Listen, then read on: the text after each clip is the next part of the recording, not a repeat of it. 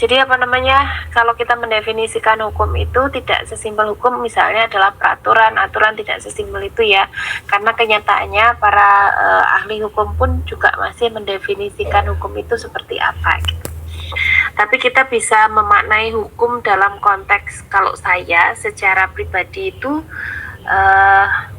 membaginya menjadi dua, tinggal yang hukum mana yang kita mau bicarakan. Jadi hukum ada yang by design, artinya memang disengaja dibuat begitu ya oleh negara, atau hukum itu secara alamiah gitu. Kalau hukum secara alamiah itu misalnya saja kebiasaan atau adat, itu kan sebenarnya juga ada hukum kan di dalamnya. Jadi intinya kalau kita bicara tentang hukum itu sebenarnya adalah sesuatu hal yang saya bisa katakan sebagai satu instrumen gitu ya, yang digunakan untuk mengatur atau untuk mencapai satu tujuan tertentu. Terserah di mana gitu ya penggunaannya. Kalau tadi itu yang hukum by design, berarti yang dibuat oleh negara, berarti pasti tujuannya adalah untuk mencapai tujuan-tujuan negara tadi itu. Apakah itu kesejahteraan, apakah itu keadilan, apakah itu tertib, teratur, kan begitu. Sama juga, tinggal nanti kalau mau digunakan di misalnya adalah hukum bukan yang by design atau yang tidak sengaja dibuat, tapi hukum yang secara alamiah muncul, maka hukum itu dimaknai sebagai satu keterikatan gitu ya, antara manusia satu dengan yang lainnya dan sepakat untuk menjalankan sesuatu itu dengan tujuan bersama. Itu adalah hukum gitu. Itu sih menurut saya. Jadi mungkin berbeda dengan yang lain-lain gitu ya. Kalau kalian atau teman-teman lihat hukum adalah seperangkat peraturan, norma, kaidah, itu menurut saya sangat teoretik ya. Tapi kalau kita melihat kenyataannya, hukum ya pada akhirnya kan di saat kita nggak perlu juga nggak usah pakai hukum kan, ya nggak. Di saat kita sudah sepakat kan pada akhirnya kita juga nggak perlu hukum gitu.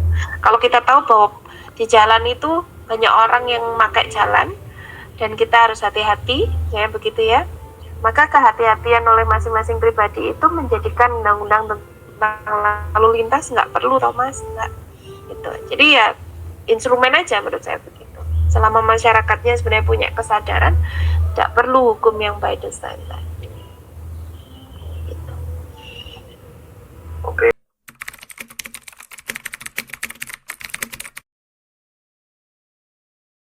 Kalau tadi hukum sudah kita definisikan, nah sekarang adil atau keadilan. Kita bicara adil dulu, jadi kita harus paham dulu. Adil itu kan sebenarnya adalah sesuai dengan porsinya ya, sesuai dengan bagiannya. Jadi menempatkan sesuatu kepada kondisi atau situasi yang seharusnya begitu. Itu sih menurut saya adil gitu ya. Jadi bukan sama, bukan setara atau apa, tidak gitu, tapi menempatkan sesuatu kepada tempatnya yang seharusnya atau sesuai dengan bagiannya gitu. Nah itu adil. Kemudian kalau adil dimaknai keadilan gitu ya, adil dan keadilan itu menurut saya sesuatu hal yang agak sedikit beda gitu ya. Kalau adil gitu ya berarti ada aturan mainnya gitu ya, ada kriteria-kriterianya. Berarti kalau tadi itu misalnya ditempatkan pada tempat yang seharusnya, berarti kalau sesederhana misalnya begini, seharusnya adalah di kota A gitu. Di saat dia diletakkan di kota yang B, berarti nggak adil karena bukan pada tempatnya, bukan pada bagiannya. Atau kalau kita bicara adil dalam konteks jumlah, yang satunya itu 10, yang satunya juga 10, tapi ini bisa jadi walaupun sama tapi nggak adil karena 10 yang ditempatkan di tempat yang tidak seharusnya, maka bisa jadi 10 yang satu ini nggak sesuai, nggak adil gitu ya. Jadi misalnya ya, yang sederhana yang selalu kita pakai, misalnya uang sakunya Mas Mirza dengan adiknya yang SD sama-sama dikasih uang 10.000, ya nggak adil ya Mas. Gojek aja 13.000 ya gitu. Jadi nggak adil gitu. Jadi adil itu perkaranya adalah tadi itu menempatkan sesuatu pada tempatnya atau bagiannya, tapi adil itu harus sesuai dengan aturan mainnya. Nah, beda dengan keadilan. Sudah ada tambahan kesamaan ya. Jadi sudah konteksnya adalah kita menempatkan adil itu dengan perspektif. Itu berarti harusnya ada instrumen yang menjadikan hukum adil itu menjadi adil atau tidak ada adil, atau ada sesuatu yang kita rasakan, itu keadilan. Jadi keadilan itu sesuatu hal yang bisa dirasakan. Otomatis ini perspektif. Jadi keadilan menurut Mas Mirza bisa jadi bukan keadilan menurut saya, ya. Makanya adil itu sudah pasti ada tempatnya gitu. Tapi kalau keadilan itu pasti perspektif. Nah, untuk membangun perspektif itu biasanya keadilan ini yang dihubungkan dengan hukum. Makanya ada satu teori yang menyampaikan bahwa hukum tujuannya salah satunya adalah untuk mencapai sesuatu hal yang bisa dirasakan adil tadi, atau yang kita sebut dengan keadilan.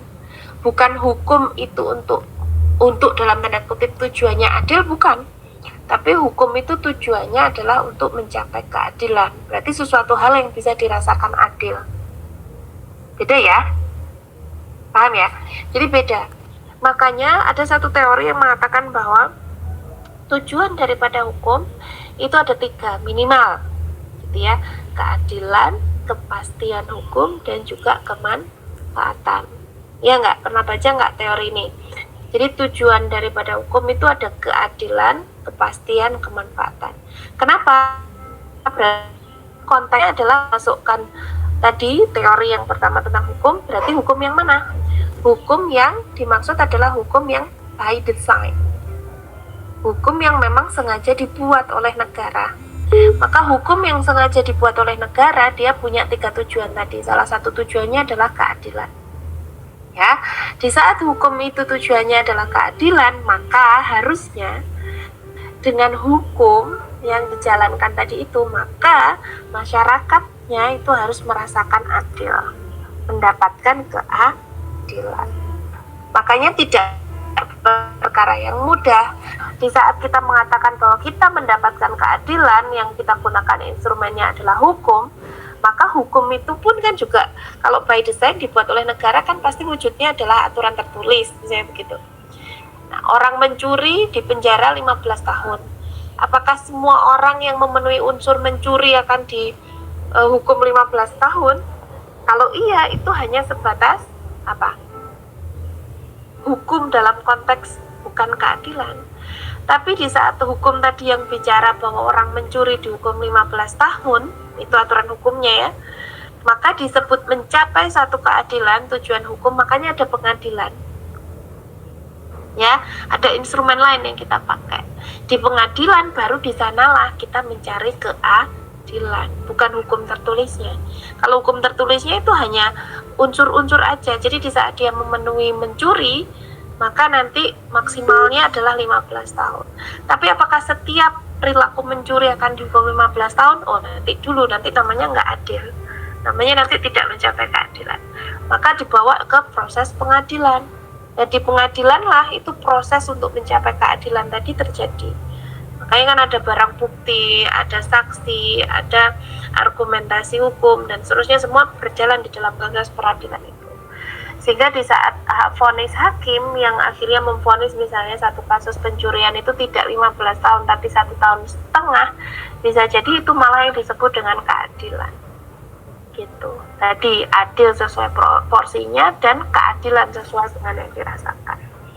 Seperti itu kira.